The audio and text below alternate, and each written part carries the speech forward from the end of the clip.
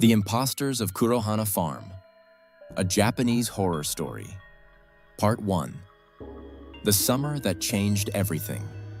There is a particular kind of excitement that belongs only to summer holidays. School closes, the city empties.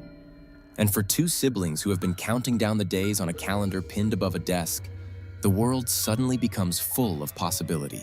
Natsuki was 16 years old. Her brother Ren was 13.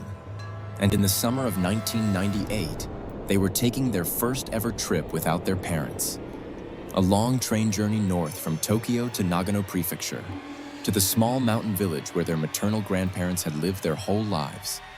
They hadn't seen their grandparents in nearly 10 years. The distance was too great, the visits too expensive, the years too busy. But this summer their parents had arranged it. 2 weeks at the old farmhouse in the hills, just the children and their grandparents, reconnecting with a part of the family they barely remembered. Natsuki had spent the train journey sketching in her notebook. Ren had spent it with his headphones on, listening to his portable CD player, occasionally leaning over to tell Natsuki something that she couldn't hear and that he found extremely funny. They had eaten convenience store onigiri and watched the mountains appear as the train moved north and felt the particular freedom of being in charge of themselves for the first time. They were so happy.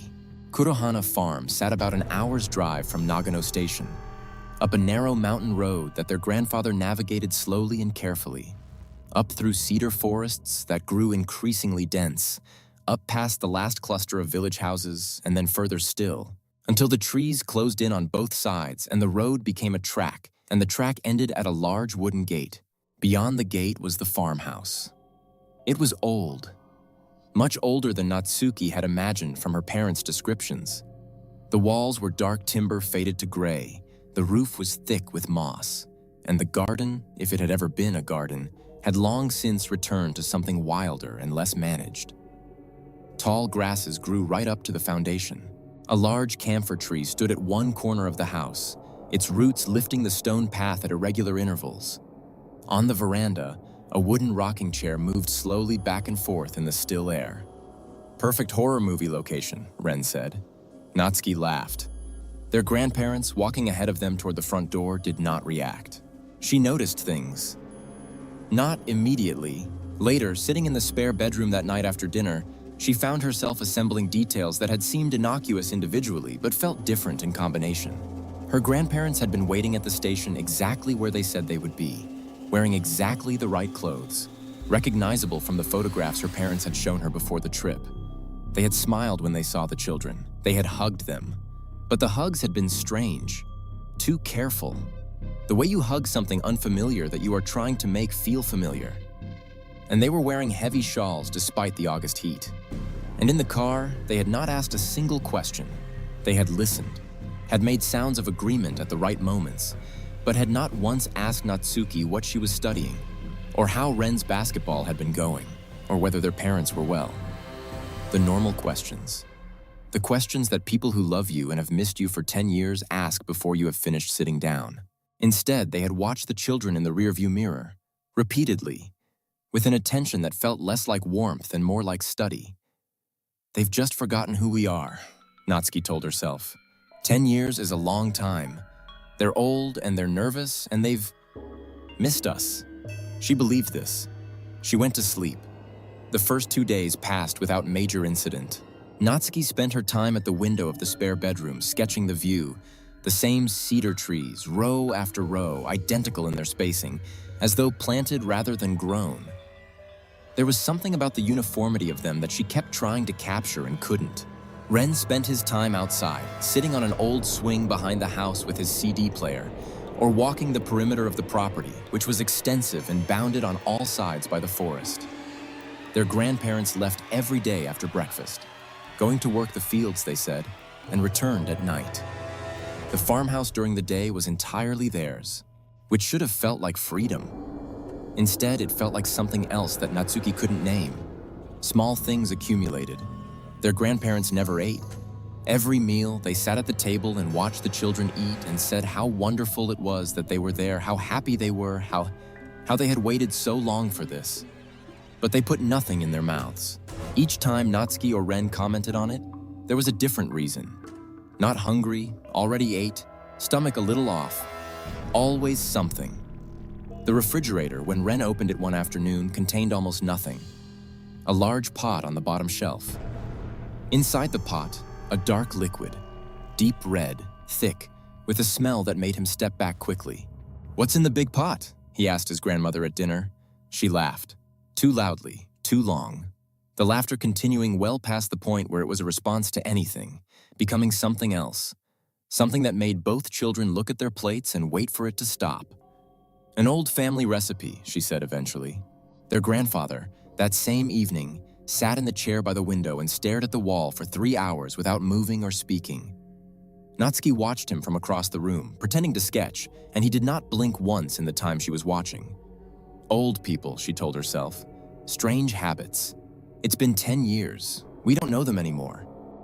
She believed less of this than she had 2 days ago. On the third night, a sound woke Natsuki at 2 in the morning. She lay still and listened. Something moving in the corridor outside their room, not the small random sounds of an old house settling, but something deliberate, something that paused outside their door.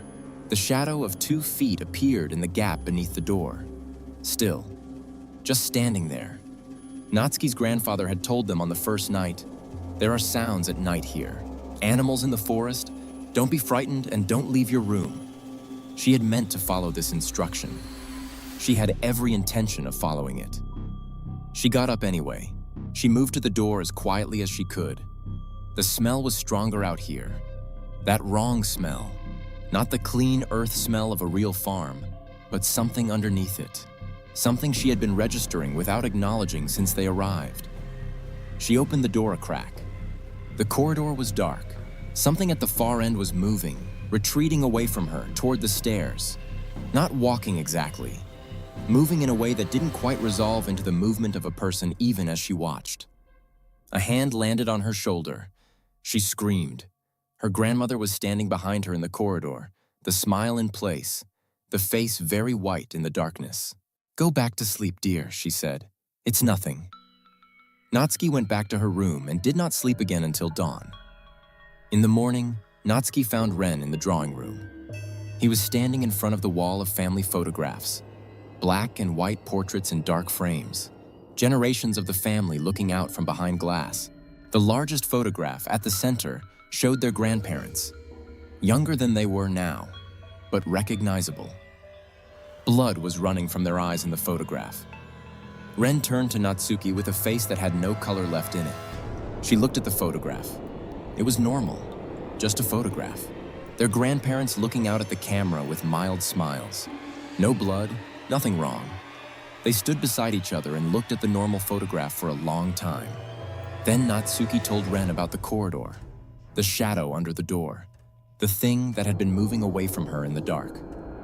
Ren told her about the pot in the refrigerator. They sat on the floor of the drawing room with their backs against the wall and listed the things that were wrong. The list was longer than either of them had realized. The locked room. Their grandparents' bedroom was on the first floor at the end of the hallway, and in 3 days it had never been open. Not once. The door was always shut, and the smell, that smell, was always strongest near it. Their grandparents were currently out at the fields. Natsuki found the key on the 3rd try, a ring of old keys hanging in the kitchen, one of which fit the lock at the end of the hallway. She turned it. The smell hit them before the door was fully open. She and Ren stood in the doorway with their hands over their mouths and noses and looked at what was on the bed. 2 bodies, laid out on the old quilted futon side by side, still and gray and decomposed past the point of recent death. Natsuki made herself go closer. Around the neck of one of the bodies, the smaller one, the one on the left, was a thin gold chain. A locket, oval-shaped, engraved on the back with initials she recognized because she had seen it in every photograph her mother had ever shown her. Her grandmother's locket. On her grandmother's body. Her real grandmother's body. She had been dead for weeks. Natsuki backed out of the room and pulled Ren with her and closed the door, and they stood in the hallway and looked at each other and understood simultaneously and completely what this meant. If the bodies of their grandparents were in that room, then the things downstairs were not their grandparents.